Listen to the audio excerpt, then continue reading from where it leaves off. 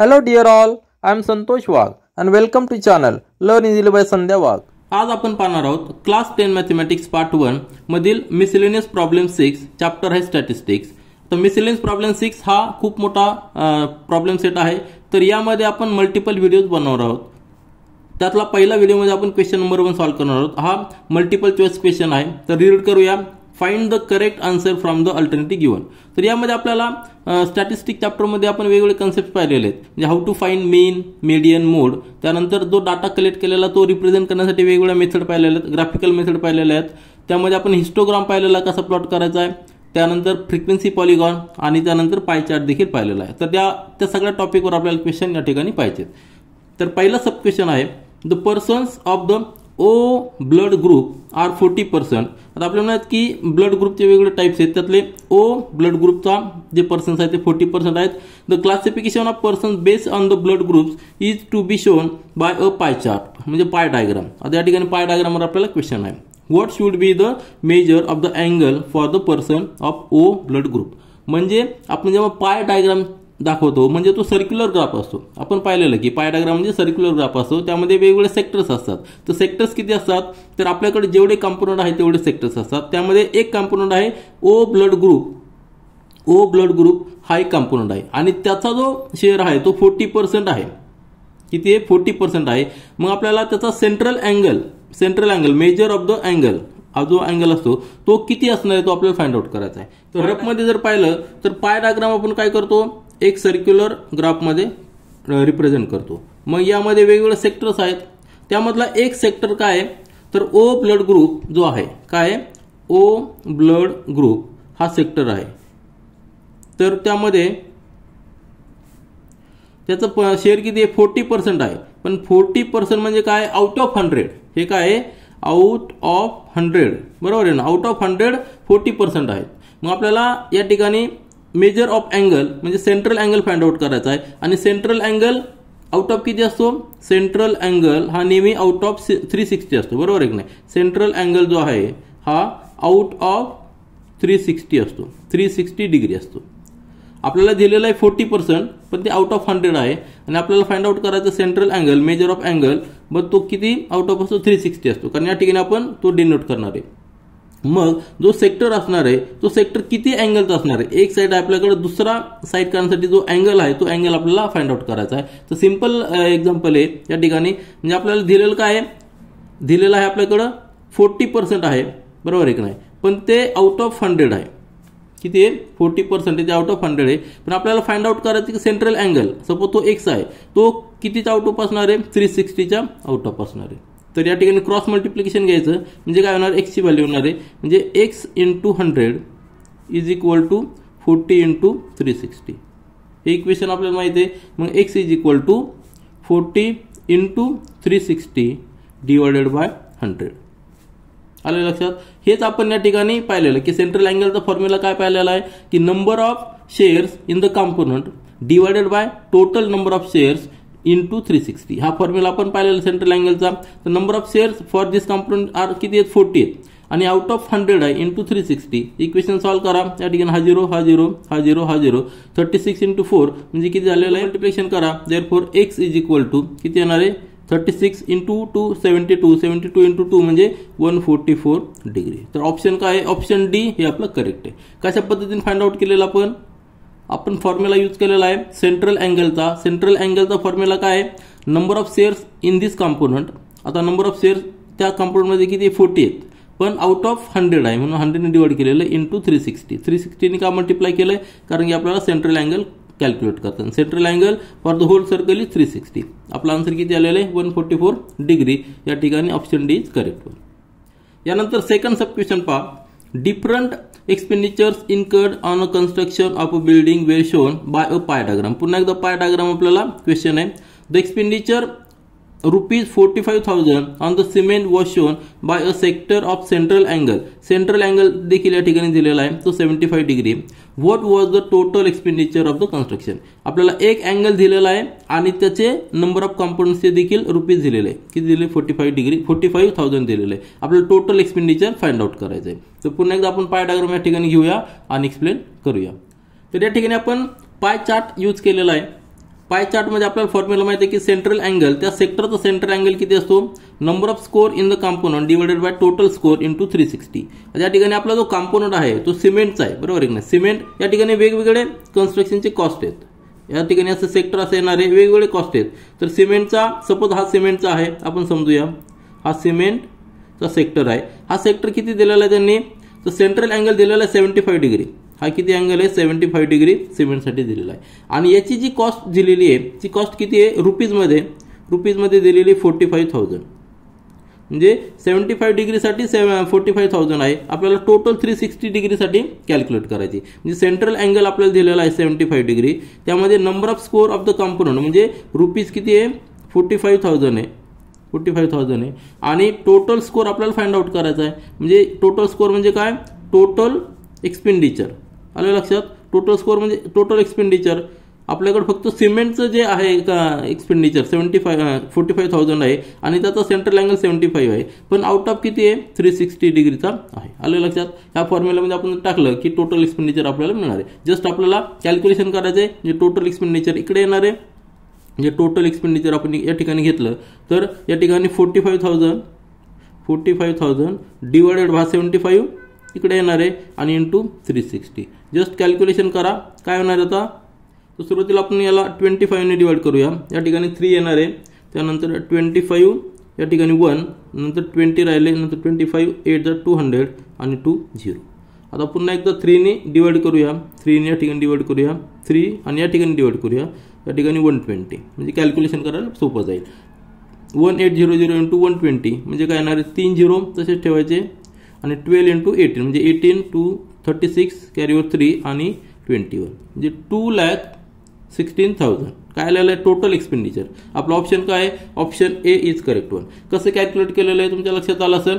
आपण काय केलेलं आहे, तर टोटल जो एक्सपेंडिचर आहे तो कॅल्क्युलेट करण्यासाठी सेंट्रल अँगलचा फॉर्म्युला यूज केलेला आहे. सेंट्रल अँगलचा फॉर्म्युला काय आहे, number off score in the component divided by total score into 360. त्यामध्ये number off score in the component, number off score in the component म्हणजे यामध्ये जे बरेचसे कॉम्पोनंट्स आहे त्यापैकी एक कॉम्पोनंट सिमेंट एक्सपेंडिचरचा आहे, तो आपल्याला दिलेला आहे 45,000 आणि त्याचं सेंट्रल अँगल 75 डिग्री. ते ठिकाणी पुट केलं आहे आणि आपण कॅल्क्युलेशन केलेलं आहे. यानंतर आता तिसरा सब क्वेश्चन पहा. Cumulative frequencies in a group frequency table are useful to find. आता हे खाली काय दिलेलं आहे, मीन मीडियन मोड. म्हणजे आपल्याला सेंट्रल टेंडन्सी फाइंड आउट करण्यासाठी ह्या गोष्टी आहेत. तर सेंट्रल टेंडन्सी फाइंड आउट करण्यासाठी म्हणजे मीन फाइंड आउट करण्यासाठी आपल्याला क्युम्युलेटिव्ह फ्रिक्वेन्सीची गरज आहे का, तर नाही. कारण की मीन फाइंड आउट करण्यासाठी आपण डायरेक्ट मेथड यूज करतो. त्यामध्ये फ्रिक्वेन्सी आणि आपल्याकडे जो क्लास मार्क आहे त्याचा आपण डायरेक्ट मल्टिप्लिकेशन घेतो. परंतु मीडियन फाइंड आउट करण्यासाठी आपल्याला ग्रुप फ्रिक्वेन्सीमध्ये क्युम्युलेटिव्ह फ्रिक्वेन्सी घेणं महत्त्वाचं आहे. म्हणून आपलं option B is correct one. या ठिकाणी मोड देखील आपण डायरेक्ट फाइंड आउट करू शकतो ग्रुप फ्रिक्वेन्सीमध्ये, त्यामध्ये आपल्याला क्युम्युलेटिव्ह फ्रिक्वेन्सी घ्यायची गरज नाही. तर option B is correct one. यानंतर फोर्थ सब क्वेश्चन पहा. The formula to find the mean from the group frequency table is x bar is equal to a plus summation of fy ui divided by summation of fy into g. आता हा formula आपल्याला, हा formula कशासाठी आहे, तर step division मेथडसाठी. मग याच्यामध्ये ui याची व्हॅल्यू काय, तर या ठिकाणी ऑप्शन दिलेले आहेत. तर ui म्हणजे काय, तर हा जो ui आहे तो कॅल्क्युलेट कसा करतो आपण, त्याचा जो फॉर्म्युला आहे ui चा, ui is equal to D I divided by G असा फॉर्म्युला आहे, बरोबर आहे की नाही. परंतु डी आय या ठिकाणी आहे का, नाही. मग डी आय आपण कसा कॅल्क्युलेट, डी आयचा अजून एक कॉलम आपण ऍड केलेला असतो. तर डी आय जो कॅल्क्युलेट करतो तो म्हणजे काय, तर आपला जो क्लास मार्क आलेला आहे, क्लास मार्क जो आलेला आहे आपला, त्याला आपण एक्स आय म्हणतो, बरोबर आहे की नाही. एक्स आय आणि त्यातनं अजून मीन मायनस करायचा. एक्स आय मधनं अजून मीन मायनस केला की आपल्याला डी आय मिळतो आणि हा जी तसंच आहे. म्हणजे यू आयचा फॉर्म्युला काय झालेला आहे, एक्स आय म्हणजे क्लास मार्क मायनस अजून मीन डिवायडेड बाय जी. या ठिकाणी आपल्याकडे ऑप्शन काय आहे, ऑप्शन सी या ठिकाणी आहे X I minus A divided by G. तर हे ऑप्शन आहे, कारण की यू आयचा formula D I upon G आहे, परंतु डी आय दिलेला नाही. परंतु डी आयचा अर्थ काय आहे, एक्स आय मायनस ए, म्हणजे option C is correct one. त्यानंतर फिफ्थ सब क्वेश्चन पहा. या ठिकाणी आपल्याला टेबल दिलेला आहे, टॅब्युलर फॉर्ममध्ये इन्फॉर्मेशन दिलेली आहे. Distance covered per litre in kilometre आणि हे डिस्टन्स ग्रुपमध्ये दिलेलं आहे आपल्याला. आणि number of cars he frequency दिलेली आहे. म्हणजे हा क्लास दिलेला आहे आपल्याला, हा क्लास दिलेला आहे आणि फ्रिक्वेन्सी दिलेली आहे. त्यावरून काय क्वेश्चन विचारलेला आहे, the median of the distances covered per litre shown in the above data is in the group. आता जेव्हा आपण मीडियन फाइंड आउट करतो त्यावेळी आपल्याला माहिती की आपल्याला क्युम्युलेटिव्ह फ्रिक्वेन्सीचा टेबल तयार करावा लागतो, कारण या ठिकाणी जी फ्रिक्वेन्सी दिलेली आहे ती ग्रुपमध्ये फ्रिक्वेन्सी, म्हणून क्युम्युलेटिव्ह फ्रिक्वेन्सीचा टेबल फाइंड आउट करावा लागतो. आणि त्यामध्ये जे नंबर्स आहेत, नंबर ऑफ कार्स, या ठिकाणी टोटल जी आलेली टोटलच्या हाफ जो नंबर येणार आहे तो नंबर कुठल्या क्युम्युलेटिव्ह फ्रिक्वेन्सीच्या टेबलमध्ये बसतो ते आपल्याला चेक करावं लागतं. तर आपण सुरुवातीला तो टेबल जस्ट तयार करूया, त्यानंतरच आपल्याला आन्सर देता येईल. तर जेव्हा आपण मीडियन फाइंड आउट करतो तेव्हा आपल्याला क्युम्युलेटिव्ह फ्रिक्वेन्सीचा कॉलम घ्यावा लागतो. पहिला कॉलम हा क्लास आहे म्हणजे डिस्टन्स कवर्ड, त्यानंतर फ्रिक्वेन्सीचा आहे म्हणजे नंबर ऑफ कार्स, आणि त्यानंतर क्युम्युलेटिव्ह फ्रिक्वेन्सीचा टेबल फाइंड आउट करावा लागतो. तर या ठिकाणी पहिल्या क्लासची क्युम्युलेटिव्ह किती येणार आहे 11 असणार आहे, त्यामध्ये 12 ऍड करायचे म्हणजे किती झालेलं आहे 23 झालेलं आहे. या ठिकाणी 11 ऍड केले, 11 + 12 म्हणजे 23, नंतर ह्या दोघांची ऍडिशन 23 + 20 म्हणजे किती झालेलं आहे 43, आणि 43 + 7 म्हणजे 50. तर ही झाली क्युम्युलेटिव्ह फ्रिक्वेन्सी टोटल, ही आणि ही आपल्याला एकच यायला पाहिजे. त्यानंतर आपल्याकडे जे 50 आलेले आहे म्हणजे n = 50 आलेले आहे, तर n/2 म्हणजे किती आलेला आहे 25. तर हा जो नंबर आहे 25 फार इम्पॉर्टंट आहे. तो नंबर आपल्याला क्युम्युलेटिव्ह फ्रिक्वेन्सीच्या टेबलमध्ये पाहायचा आहे की हा नंबर पाहिजे किंवा त्याचा इमिजिएट ग्रेटर नंबर पाहिजे. तर इमिजिएट ग्रेटर नंबर किंवा हा नंबर पाहिजे. 25 या ठिकाणी नाही, परंतु इमिजिएट ग्रेटर नंबर कुठला आहे 43 आहे, कारण की 23 हा लेस आहे. मग हा जो नंबर इमिजिएट ग्रेटर नंबर 43 आहे, हा जो क्लास असणार आहे, हा जो क्लास आहे हा क्लास आपला आन्सर असणार आहे. आलं लक्षात. या ठिकाणी ऑप्शन आपल्याला जे दिलेले आहेत 16 to 18 हे जे ऑप्शन दिलेलं आहे म्हणजे काय, the above data shown in the group, the median of the distance covered per liter shown in the above data is in the group of 16 to 18 ह्या क्लासमध्ये असणार आहे. कारण की n/2 हा जो नंबर आहे, n/2 नंबर हा क्युम्युलेटिव्ह फ्रिक्वेन्सीच्या ह्या रो मध्ये असतो, म्हणून 16 to 18 ह्या ग्रुपमध्ये मीडियन असणार आहे. त्यानंतर शेवटचा सब क्वेश्चन पहा. फ्रिक्वेन्सी डिस्ट्रीब्युशन टेबल दिलेला आहे. Number of trees planted by each student आणि नंबर ऑफ स्टुडंट्स म्हणजे 1 to 3 नंबर ट्री प्लांट केलेले किती स्टुडंट आहेत 7 आहे. 4 to 6 ट्री प्लांट केलेले किती स्टुडंट आहेत 8 आहेत. नंतर 7 to 9 एवढे ट्री प्लांट केलेले स्टुडंट्स आहेत 6, आणि 10 to 12 ट्री प्लांट केलेले स्टुडंट्स आहेत 4. ही फ्रिक्वेन्सी डिस्ट्रीब्युशन टेबल आहे. यावरून आपल्याला काय विचारलेलं आहे, the above data is to be shown by frequency polygon. Frequency polygon जेव्हा आपण प्लॉट करतो त्यावेळी आपण ग्राफ पेपरवर पॉईंट्स प्लॉट करतो, आणि आपल्याला माहिती आहे की ग्राफ पेपरवर प्लॉट करण्यासाठी आपल्याला त्या पॉईंटचे कॉर्डिनेट्स माहीत पाहिजे असतात. त्या पॉईंट्सला 2 कॉर्डिनेट्स असतात, एक्स कॉर्डिनेट आणि वाय कॉर्डिनेट, म्हणजे 2 कॉर्डिनेट आपल्याला माहीत पाहिजे. त्यापैकी एक्स कॉर्डिनेट कुठला आणि वाय कॉर्डिनेट कुठला, तर त्यामधला जो एक्स कॉर्डिनेट असतो तो म्हणजे क्लास मार्क असतो. आता हा जो रो आहे हा क्लासचा आहे, आलं लक्षात, आणि वाय कॉर्डिनेट म्हणजे तो फ्रिक्वेन्सीचा असतो. तर आपल्याला काय विचारलेलं आहे, तर coordinates of the point two show number of students in the class. आता हा क्लास दिलेला 4 to 6 हा क्लास आपल्याला हा पॉइंट आपल्याला शो करायचा आहे. त्यासाठी त्या पॉइंटचे 2 कॉर्डिनेट्स म्हणजे एक्स कॉर्डिनेट आणि वाय कॉर्डिनेट कुठले असणार आहे, तर पहिला एक्स कॉर्डिनेट म्हणजे क्लास मार्क पाहिजे आपल्याला, आणि क्लास मार्क कसा फाइंड आउट करतो आपण, त्याचं lower limit plus upper limit divided by 2 म्हणजे जे येणार आहे तर ते आपल्याला क्लास मार्क असतो. म्हणजे या ठिकाणी 10/2 = 5, म्हणजे त्याचा एक्स कॉर्डिनेट झालेला आहे 5. या ठिकाणी काय झालेला आहे, एक्स कॉर्डिनेट झालेला 5, आणि वाय कॉर्डिनेट म्हणजे काय, तर त्या क्लासची फ्रिक्वेन्सी. आता ह्या क्लासची फ्रिक्वेन्सी 4 to 6 या क्लासची फ्रिक्वेन्सी किती आहे 8 आहे, म्हणजे वाय कॉर्डिनेट झालेला 8. आलं लक्षात. कुठलाही पॉईंट आपल्याला ग्राफ पेपरवर प्लॉट करण्यासाठी 2 त्याचे कॉर्डिनेट्स माहीत पाहिजे असतात, एक्स आणि वाय. त्यातला एक्स कॉर्डिनेट म्हणजे क्लास मार्क जो आपण फाइंड आउट केलेला आहे, क्लास मार्क म्हणजे lower limit plus higher limit त्या क्लासचं डिवायडेड बाय 2 म्हणजे मीन घ्यायचा, तर हा 5 आलेला आहे. आणि त्यानंतर वाय कॉर्डिनेट म्हणजे त्या क्लासची फ्रिक्वेन्सी, या ठिकाणी 8 फ्रिक्वेन्सी दिलेली. हे जे 2 रो असतात त्यामधला पहिला रो क्लासचा आणि दुसरा रो फ्रिक्वेन्सीचा असतो. तर ह्यासाठी आपल्याला 4 to 6 साठी एक्स कॉर्डिनेट 5 असणार आहे आणि वाय कॉर्डिनेट 8 असणार आहे. ऑप्शन आपलं सी इज करेक्ट वन.